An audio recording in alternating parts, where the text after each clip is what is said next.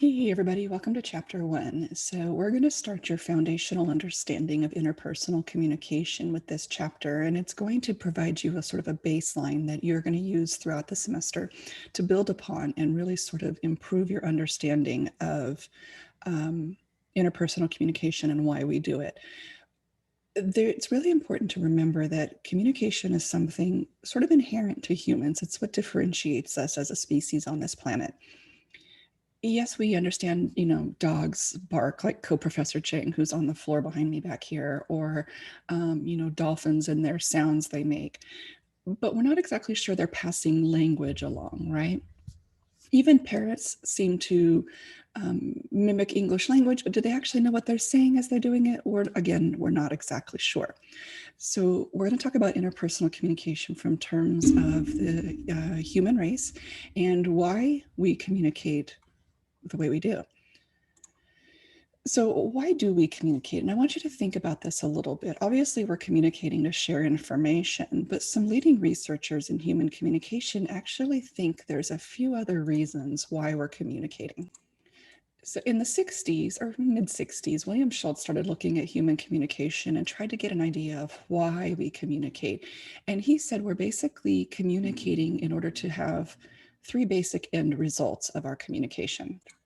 The first one is affection, and the affection is there because it's like we want to be liked. We want others to like us. We want to like people. And so we're going to communicate in a way that's going to help people like us, help sort of move that process forward. Most people aren't setting out in their day to offend others or upset others because we really do want to be accepted. Inclusion goes along with that affection, obviously, because if we're feeling affection from others, we're actually being, part of a group, maybe even part of a team, part of a relationship, and that's really important.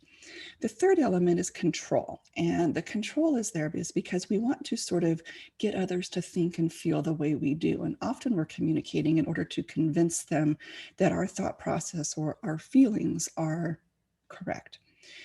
Abraham Maslow built upon this in the late 60s, and Maslow's hierarchy of needs is actually something you encounter quite a bit in communication studies. You're most likely encountering it quite a bit in your studies for your master's because it's so revealing, right? It just gives us so much good information. And you really see Maslow's hierarchy of needs play out in sort of expository oration in movies. One of my favorite examples of this is the movie The American President, and President Andrew Shepard's speech at the end of the movie.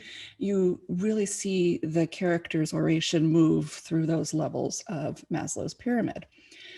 What Maslow's pyramid says is this, and I'm sure you're familiar with it, and my head is kind of over this. I'm testing out a new beta system in Zoom here. So essentially, Maslow's pyramid says that the things that are further to the bottom are more required for us. That's why the physical needs are there. So we need air to breathe so we don't die. We need food to eat so we don't die, and we need sex to procreate so that we don't die as a species, right? So these are all essential. These are all just basic needs, and sometimes we're fulfilling these basic needs with our communication, right? Certainly pre-COVID. So I'm recording this in December, about a month before we start class, and so obviously right now we are still mid lockdown, and so we can get the air, except for on days like today where it's incredibly foggy, right? We can get the food, no problem. The sex might be a little bit harder to come by because a lot of the places where you would go out and meet people and possibly develop a romantic relationship are not available to us right now, but that's okay. Moving on up in Maslow's list, we get into the ideas of belonging and fun. This has to do with us feeling part of a group, part of a team, part of a relationship, part of a family.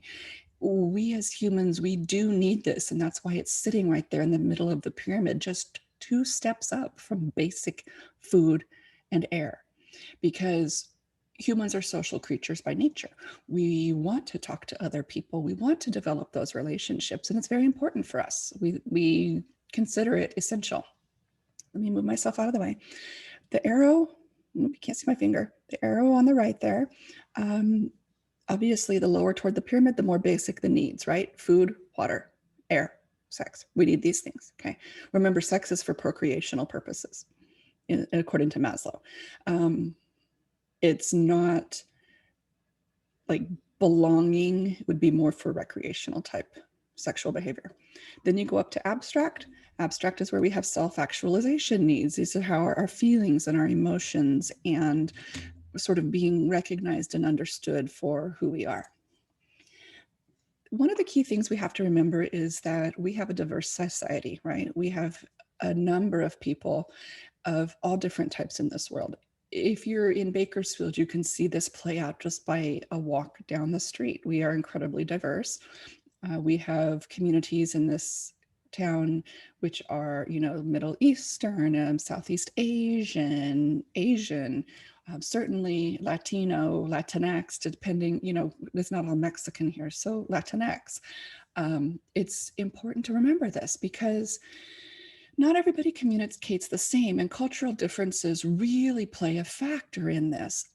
Gender differences play a factor in this. And so you have to remember that when you're communicating in a diverse society, you have to recognize the divisions between us, and you have to recognize how your communication may or may not carry forward. It really depends on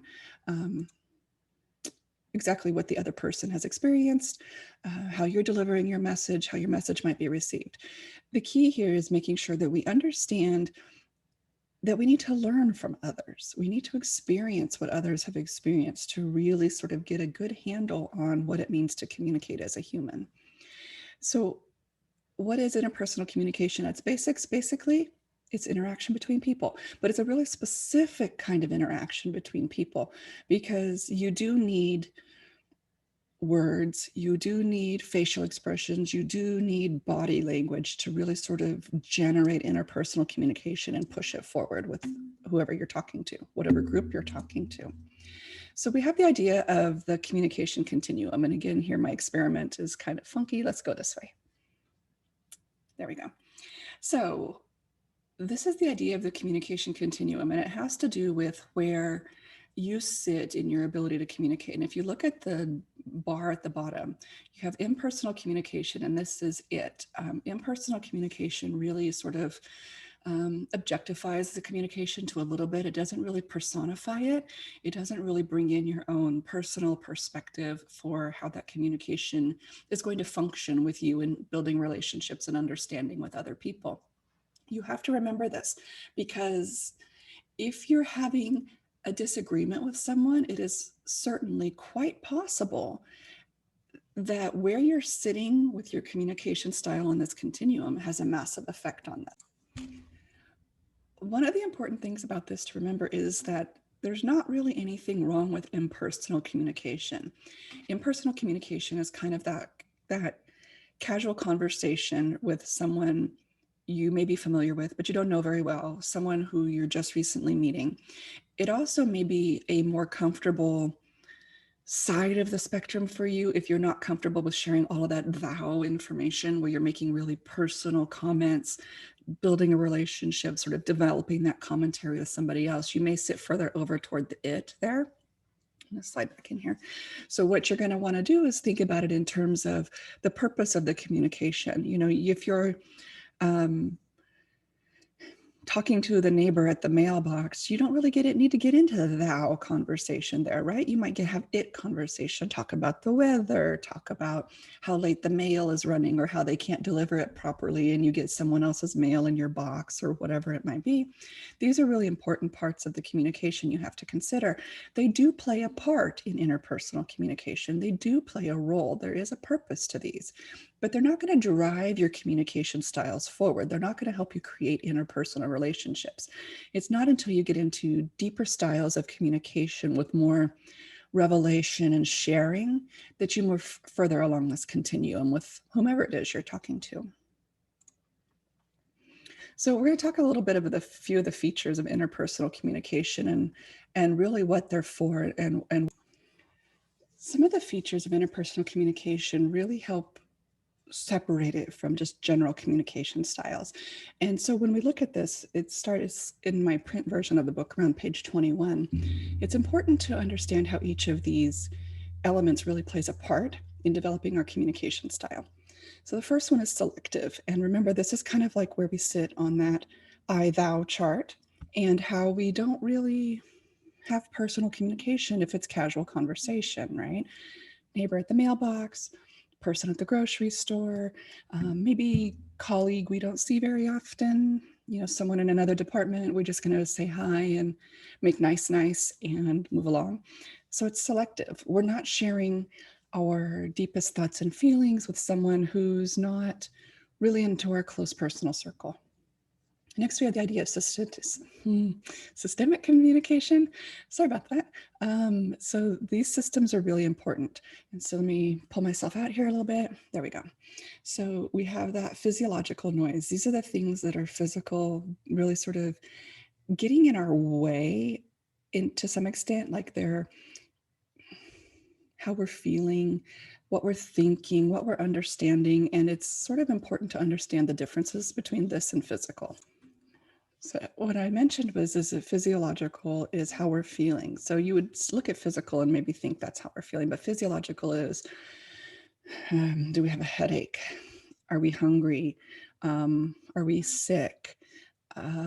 Those sorts of things that are going to affect our ability to take in communication. Are we stressed out? Certainly another one. Then you have physical noise. Physical noise is everything happening around us. And so it's cars honking their horns, a noisy classroom setting, a quiet movie theater. Those physical environment type noise is going to get in the way. Then you have psychological noise. This is basically your brain getting in the way. You wondering if the other person's telling you the truth, if they're, what they're thinking about you, what you're thinking about them. All of this is going to play a part. And then you have semantic noise. And semantic noise is kind of interesting. Semantic noise is when the words themselves get in the way. Okay. Slang, jargon, these sorts of things are not always understood. And when I teach my technical writing class, I teach that we really need to avoid these sorts of things like euphemisms and idioms and jargon and slang, particularly cross-culturally. People just don't understand because they don't really translate. And generationally, these things don't translate. So there could be some elements of euphemisms and slang and jargon that maybe your parents or your grandparents speak that you're like, huh? I don't get it. And that's natural because those things maybe have made a lot of sense for that generation. Likewise, I know recently, not recently, but in last 5 years or so, the concept of like slang stan, the word stan, like, oh, I like that band. I stan that band, right? Well, my daughter started saying this and I'm like, do you know where that term came from? Because obviously, I'm older than her, but I'm also a massive Eminem fan. And so I know the song Stan, and this sort of crazed, psychotic, stalkerish type behavior all of a sudden translates into being a fan of a band. So it's kind of weird. She doesn't say that too much anymore. There's other ones recently, like yeet. I still have no idea what that means. A few other of these things. And so if you were to say these terms to, let's say, your parents or grandparents, they probably wouldn't have much of an idea as to what you're talking about. That is semantic noise. It gets in the way.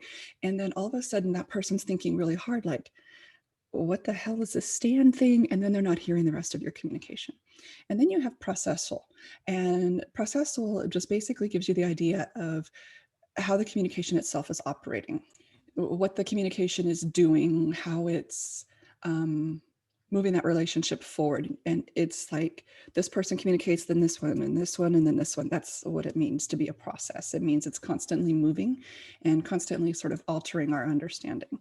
There's some more features here. First, we have personal knowledge. This is your understanding of who the person is, how well you understand that, and then how well you understand and comprehend what it is they're actually saying. Your own sort of personal experience and understanding of it really plays a role here.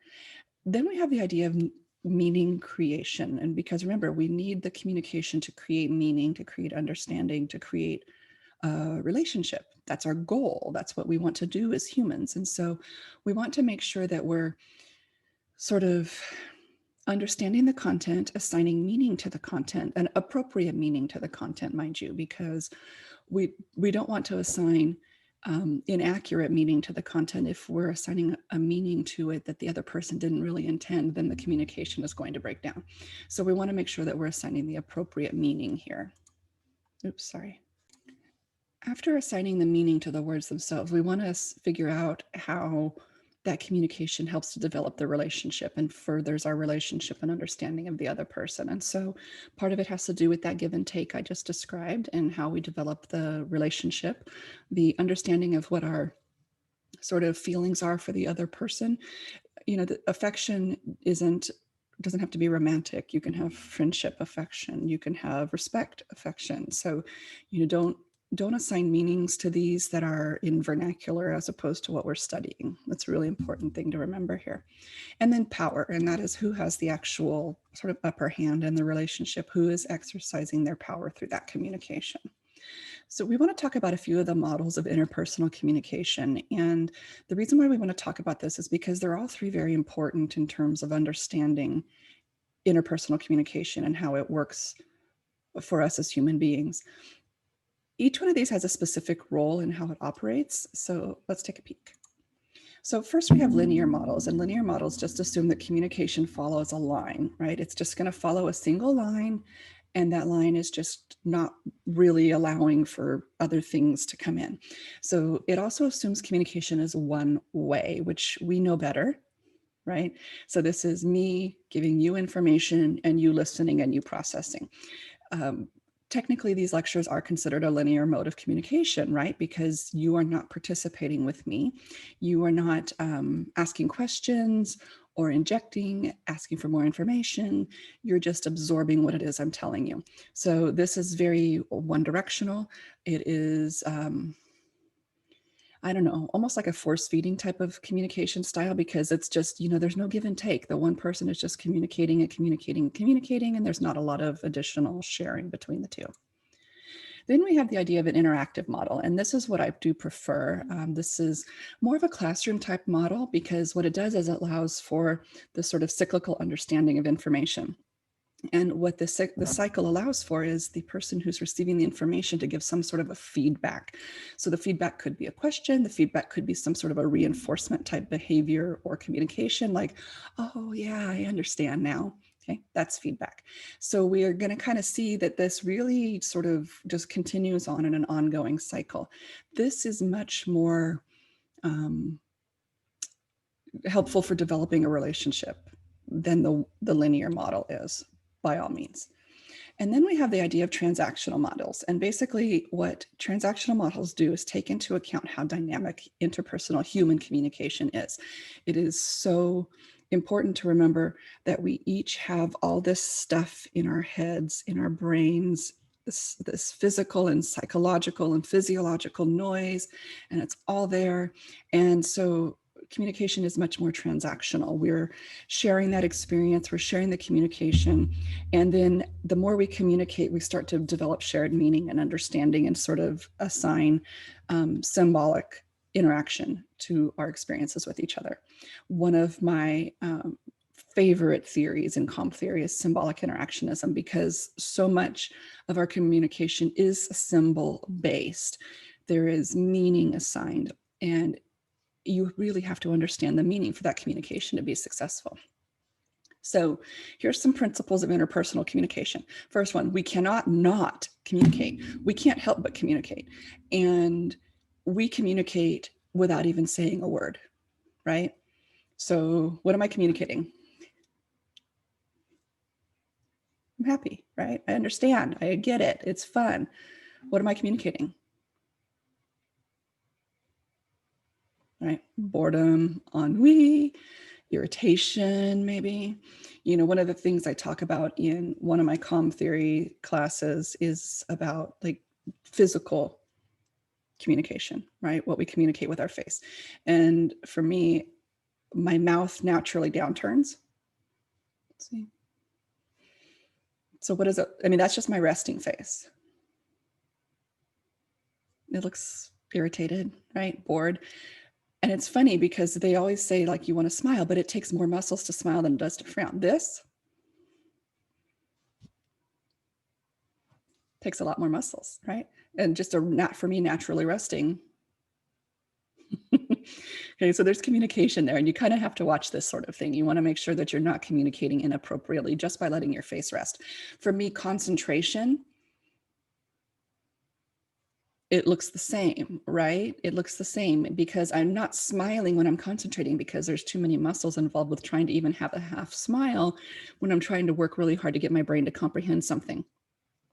So you want to watch this. One of the things that you also need to pay attention to is the fact that interpersonal communication is not reversible. Once you put it out there, it's out there. Okay. People may forgive, people don't typically forget, and you have to work to overcome it. Some of the important parts of this has to do with the ethics of interpersonal communication. Every time you communicate, you're making a choice. Now, this is happening in a nanosecond, right? It's instantaneous. And sometimes your mouth goes faster than your brain. I know mine does. So you're really going to have to watch that because there are some really significant dilemmas and choices that you're making as you're communicating. The important part of this is that we are going to construct meaning. You're going to construct meaning about what I'm telling you, my behavior, my facial expression, all of it. I used to practice really, really well in my former life talking with a smile, like television newsreaders do, because it really helps you to look more engaged and more happy. Then I start concentrating and the mouth falls. It just happens that way. And one of the things we have to remember at all times is metacommunication is really going to affect meaning. It's going to affect our understanding. Metacommunication is really sort of what is the body saying while the mouth, what is the body expressing while the mouth is saying something? You think about this in terms of someone saying something, but the body and the facial expressions are kind of disconnected to some extent. So it may be someone who's like, I'm fine, don't worry about it, but the voice is sharp and the mouth is downturned and the eyes look sad and the body just looks tired. And you're like, are you sure? Because you know your body is telling me something different. That's metacommunication. And if you're really in tune to it, you can start to see how metacommunication and oral communication can actually develop a disconnect. Continuing on with these principles, one other thing is to remember is that this is really going to help you develop and really sustain and evolve relationships. You cannot have a relationship without communication, and it's very challenging. For me, there's like I have a I don't know how to talk about this, but several years ago, I was in a different career. I was doing PR, and I had an accident. And in this accident, I hit my head. And it's very hard for me to hold conversation. It's physically taxing. It's mentally taxing because there requires so much concentration, not only on what I'm saying and how I'm saying it, but what on the other person is saying. It requires a whole lot of mental acuity. And it's not really apparent exactly how hard this is until all of a sudden you realize that you can't do it the way you used to. Something's kind of different. My husband and I have been married for like 27 years. So obviously we were married for a good long time before. Now he's used to the fact that I don't talk much, you know, and so far so good. It's been about 5 years now since my accident, but it's very hard. And so I try to show, you know, my feelings and my aspect of the relationship through other things and other ways, because talking can be just mentally draining for me. For these lectures, for example, I can only record a couple a day because after that point, it's like I have a fog in my brain. It's very hard to do. And so for me, developing interpersonal relationships is pretty much done for me now. It's just done. So the ones that I had before my accident, I'm trying to cultivate and trying to maintain to the best of my ability. Unfortunately, my closest interpersonal relationship, her family relocated, and so I don't get to see her very much, but she and I are kind of the same way in that we, you know, we don't need to talk all the time in order to maintain that relationship. One of the things we want to remember with this is that interpersonal communication is not a panacea. So it's not going to really fix what's wrong. Right. So if you're experiencing any problems in a relationship, just talk is not always going to help. Yes, we're kind of taught all along we need to talk it out, especially if we're having an argument or we're having a disagreement or, whatever it might be. But the problem here is that it's not always going to work. Talk alone doesn't always solve all the problems. And so if you have someone, particularly in this situation, someone who talk, someone who doesn't, what does this start to look like? It's like linear communication, one-way communication style, because this person doesn't need to keep talking in order to repair the relationship. So it can be a little bit challenging. That's where you have to understand the different communication styles and the different types of people. And really, you can learn how to be a more effective interpersonal communicator. And hopefully by the end of this course, you'll get that. It's really important that this course is as part of your curriculum for your administration degree, because you need to know how to work with people. You need to know how to communicate with people, how to understand them, how to develop your communication style and sort of comprehend how theirs works. Because some of the biggest disagreements in a workplace have to do with differing communication styles. If you have the one person over here who's loud and boisterous and this person is sort of calm and serene, they're going to not get along very well, right? Unless this person can deal with loud and boisterous and this person can deal with quiet. So you're really going to want to make sure you're taking what we're talking about in this class to heart and seeing how you can adjust your own communication style. So we got to talk about social media, obviously, because a lot of us are maintaining relationships, even developing relationships via social media.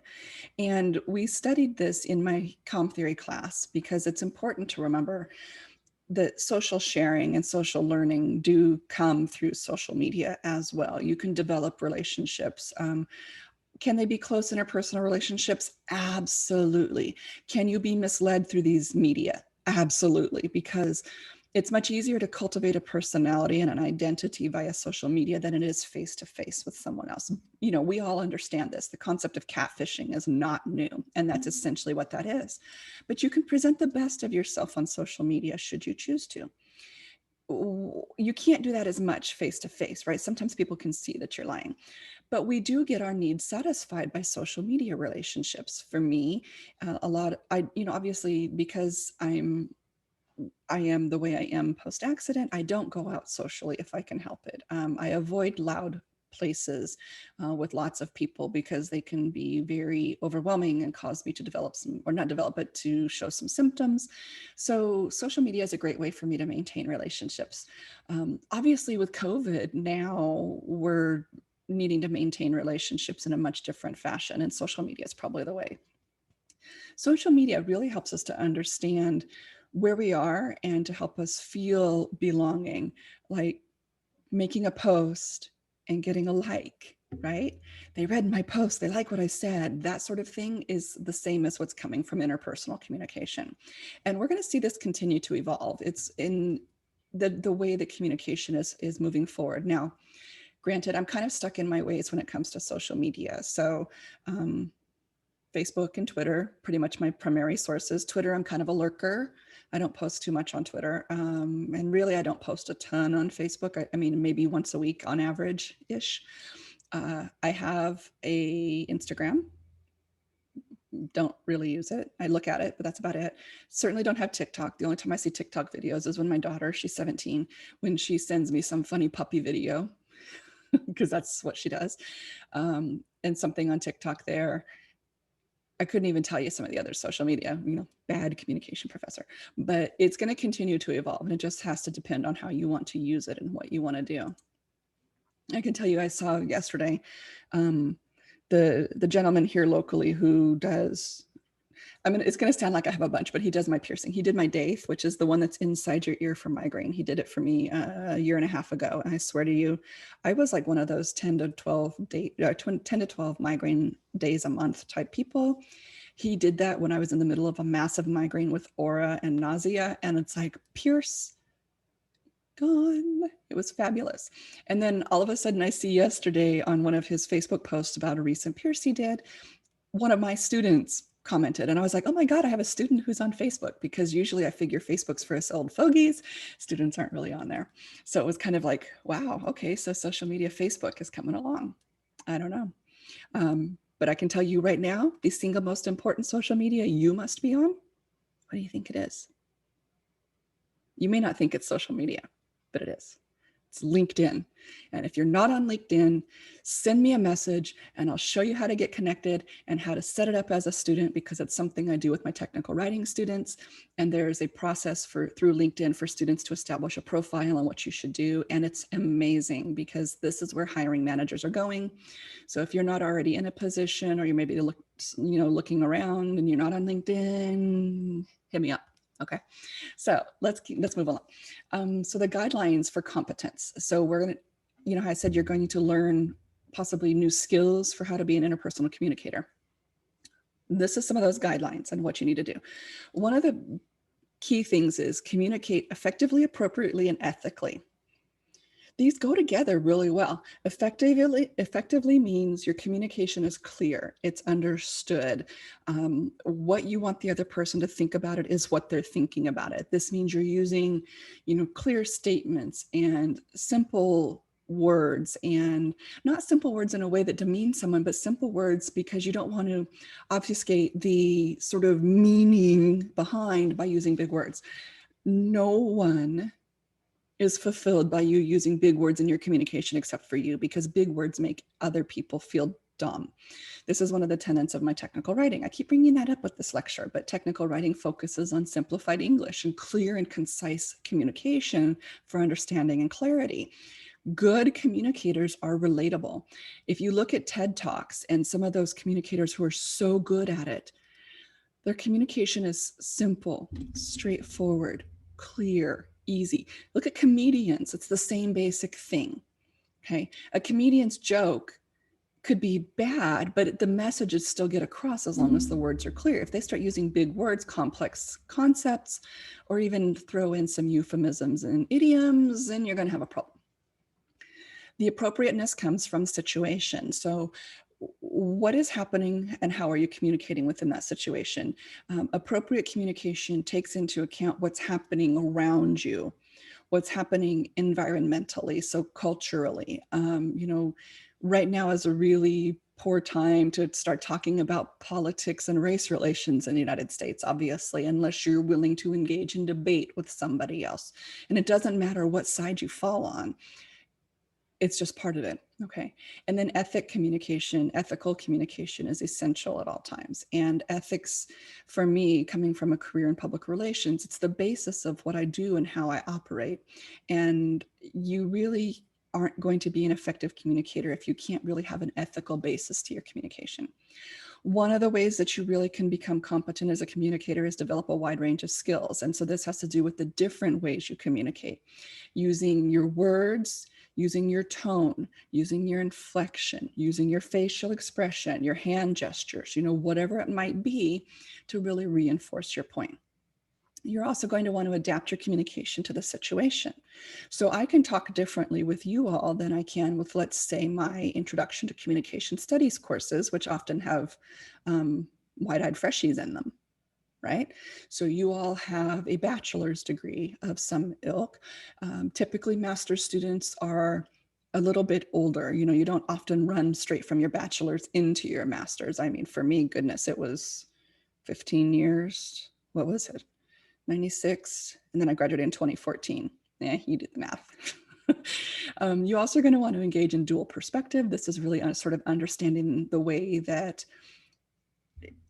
how the other person is thinking, how they're feeling. You're going to want to monitor your own communication and how it's being received, and then adjust accordingly. And then you're really going to want to make sure you're communicating ethically at all times. This is so easy to say and so hard to do. And, well, none of you would have, but in my PR classes, this is one of those things that I reinforce with some really personal stories about how your ethical communication can and will be challenged. And as business leaders, or what you're most likely headed for, the same thing can happen to you. And you have your ethics. The way I say it is, at the end of the day, all I have is my ethics. I am my ethics. And if I violate my ethics, I've really sort of violated who I am as a person. And so, that's not anything you ever want to do. So what we're going to just look at in an overall is essentially this.